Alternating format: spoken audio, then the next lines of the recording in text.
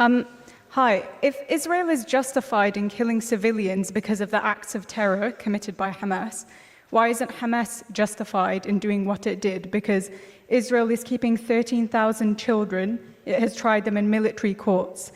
Since the establishment of Israel, 55,000 Palestinian homes have been bulldozed. So why isn't Hamas justified in doing what it did if we use your logic? So I'm going to answer your question, then I'm going to ask you a question if you don't mind. Is that all right?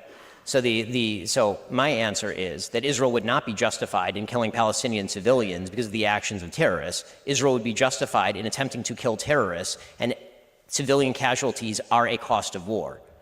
That is just a reality of life. During World War II, there were 70,000 Brits who died during the Blitz bombing, and there were 2 million Germans who died, civilians who died during World War II. And I don't see a lot of monuments in Britain because of the 2 million civilians who died in Germany. The costs of war are brutal, they're terrible, they're horrifying. There's a vast difference in moral scope between deliberately going into a civilian area and murdering everyone you can find and trying to kill a terrorist who is deliberately hiding beneath a civilian area, hiding their rockets in civilian areas, starving their own people.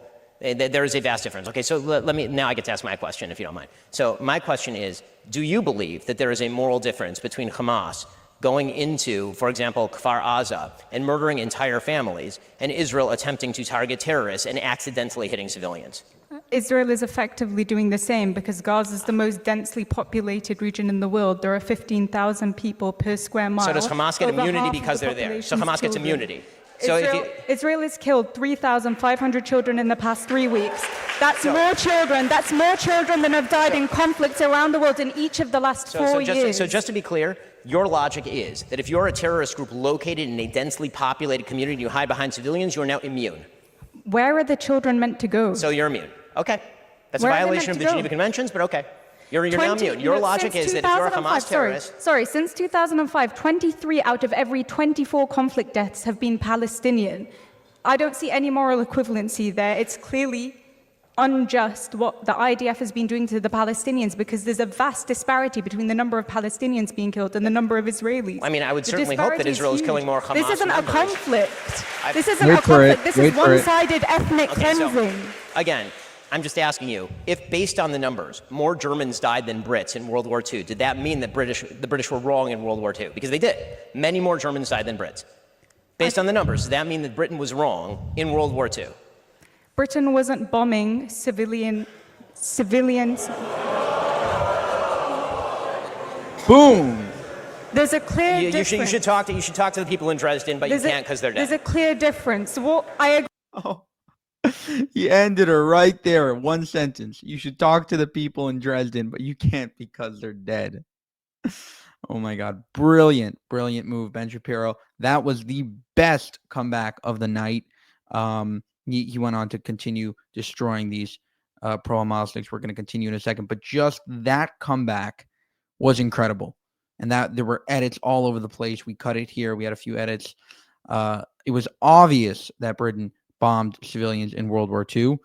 The bombings of Dresden and Hamburg and all these, German cities, terrible destruction. And they didn't think about, civilian casualties because they understood that this is a war for their existential survival. And, Germany obviously didn't care about civilian casualties either. So this double standard applied to Israel is obviously anti-Semitic and Zionist, etc. I agree that war is horrible, but this is not a just war. What Israel is doing is not a just war. There is a difference between fighting the Nazis. So it is not a just war to fighting the Nazis. It is not a just war when you fight a war against people who murder 1,500 of your civilians and take 233 of them, at last count, captive into tunnels. It is not a just war to obliterate them. Please name a just war. Israel's been killing civilians for the past 75 years, and there was no headlines about it, and nobody said that the Palestinians were Israel justified does not purposefully kill civilians. Palestinian terrorists do. Israel has not purposefully if Israel put down its guns tomorrow, if Israel put down its guns tomorrow, there would be a second Holocaust. If the Palestinians put down their guns tomorrow, there would be a Palestinian state. That is the reality. And let me ask you this. There would not be a Palestinian. I'm going to ask you the last question, the same question I asked her. Which part of Palestine is occupied? the entirety of Palestine. There we But go. I'm not Thank you calling once for again. the destruction of Jews. I appreciate you expressing your full genocidal intent for the Jewish people living between the river and Why the is it genocidal to call for a state that is not apartheid? You can have a state where all citizens have equal rights, Jews and Muslims. I'm sure that's going to go That's amazingly not genocidal. under the same people who are governing the Gaza Strip, where currently zero Jews live. In the time, can we move on to the next question, please?